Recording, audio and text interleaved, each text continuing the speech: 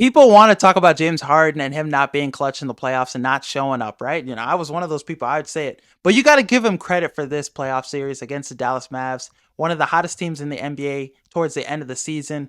And we've seen this team play at a crazy level with Kyrie Irving. He's been fantastic this series. Luka all year. He's been great. MVP candidate, MVP finalist. And without Kawhi, the Clippers have been down without Kawhi for 2 games in this series. The 2 games he played, they lost.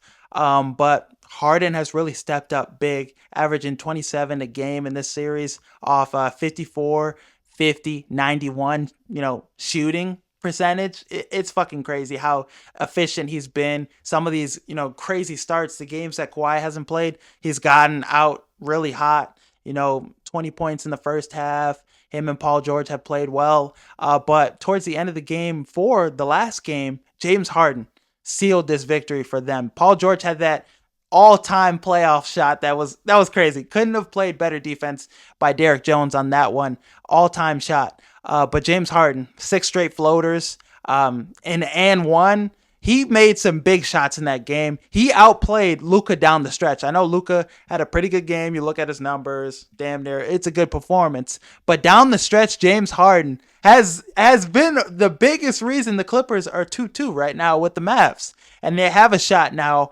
to potentially, maybe steal a game in Dallas, or how it works out, because they're going back to LA this next game. I think they win that game with the momentum they got. They feel confident. I mean, the games they've won, they've gotten out to a hot start, and they've been blowing out the Mavs just off of first half performance. And the game, it's just too hard for the Mavs to get back. The last game, game 4, the Mavs did play a little better. Kyrie Irving, 40 points. He's been fantastic in the series, like I've already said.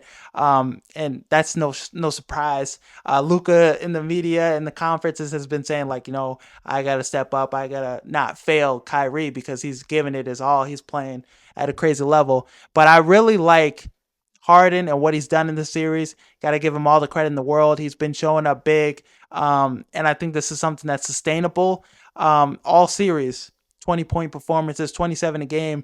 And he was the X factor for me coming into the series. If he played this way, the Clippers were going to win.